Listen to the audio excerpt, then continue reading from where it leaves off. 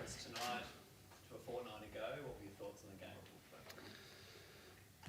I think the differences were reasonably obvious, but I think we got a lot of respect for the way Argentina play and particularly defend.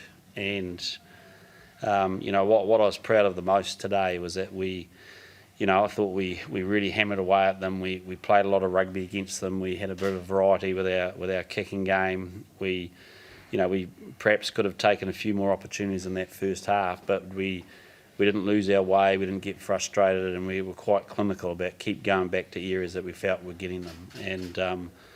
And then we made them make a lot of tackles and broke them down and reaped the rewards, particularly when our bench came on, which I thought brought a heck of a lot of energy and picked up a few plums, particularly from our defensive pressure.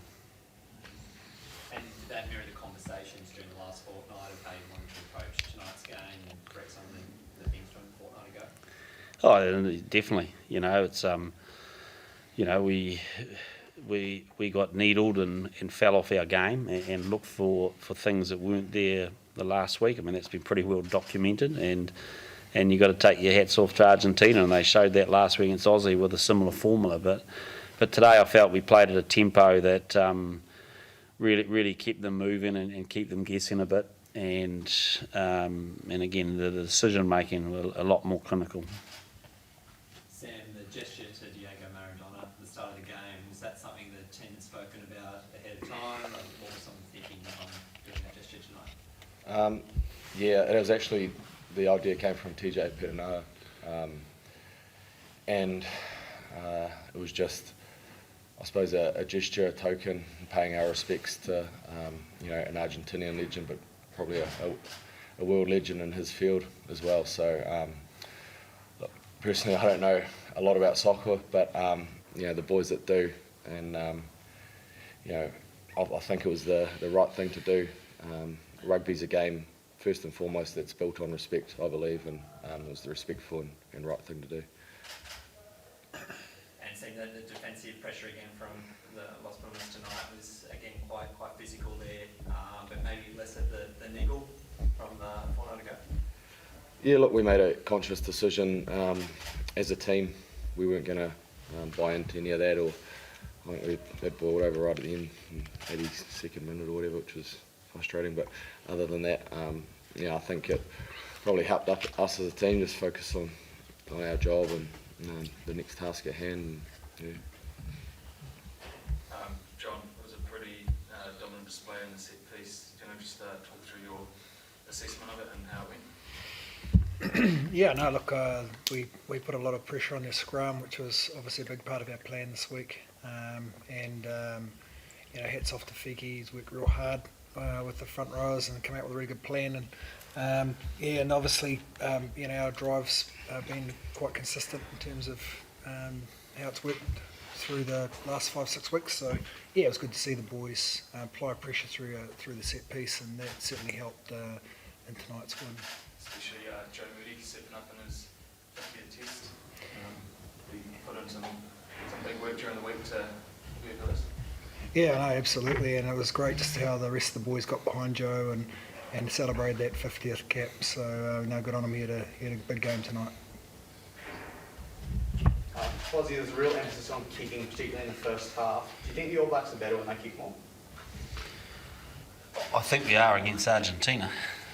I think, and in some ways we may have overkicked a couple of times in the first half particularly, but it's a matter of showing respect for what the opposition's doing. I mean, the key to attack is that you can really do whatever they allow you to do, whereas 2 weeks ago we went in there and tried to do what we wanted to do, and they were good enough to stop that. Here we actually, we made better decisions, and suddenly the ball carrying gets a bit easier, and the cleaning gets and start to see the space for our skill work. So, I think it just changed the picture.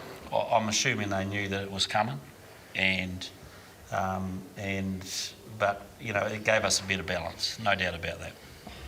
And then obviously yesterday Sam said that the group didn't want to go into summer on the back of 3 losses. It's now likely that you will win the Tri-Nations. Are you satisfied with the conclusion of 2020? Yeah, I am.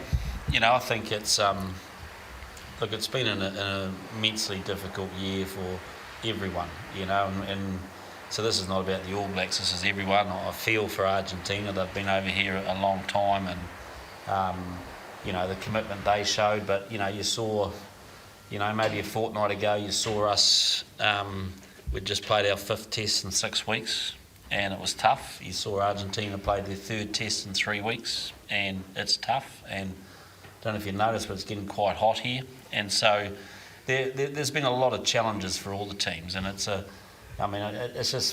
been great that rugby's been played, you know, so, you know, hats off to everyone here that's been able to organise this, and it's been fantastic. But for us, you know, there will still be a few niggly, you know, hurt moments about particularly the loss to Argentina, but it's at least we had a chance to fix it and show that we can play, that this group is developing. We've got a bit more to go. We're clear about that, but it's a better way to finish.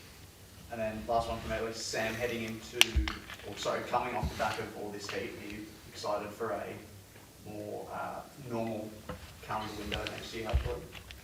Yeah, fingers crossed that happens, eh? I know it's all in the pipeline, so look, we'll be excited to get on that plane tomorrow. 2 weeks in hotel, but we're looking forward to getting back home to our friends and family, and then we'll obviously put some hard work in over summer and reset and look forward to 2021 and hopefully a slightly more normal year. Have you ever played in a hotter condition for the test match?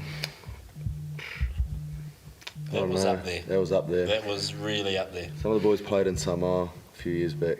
They reckon that was pretty I hot. had to turn the air conditioning down to about 21 in the coach's box, mate. So. Yeah. I turned it back up to 24. Just, It reminded me of the Brisbane 10s on that second year. That was yeah, hot. that was hot then. Sam, just touch quickly on the leadership group and how they kind of stepped up this week and showed it on the field tonight. Yeah, look, I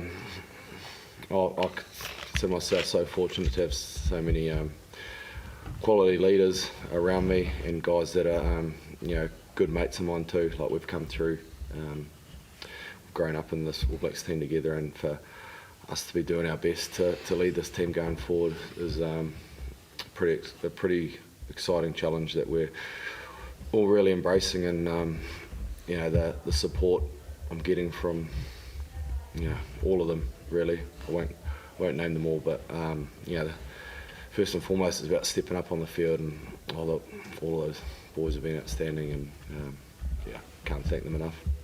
And Fozzie, the guy who left, have you seen him this week respond and step up as a leader and captain of this team?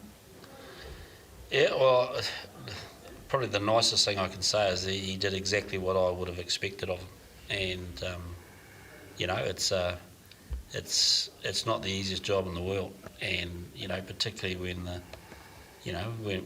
the knives come out and the pressure comes on, it's easier to doubt yourself. But I didn't see any of that. I just saw someone who believes, and you know, the group really had a firm belief that in what we're doing, and he led that, and so.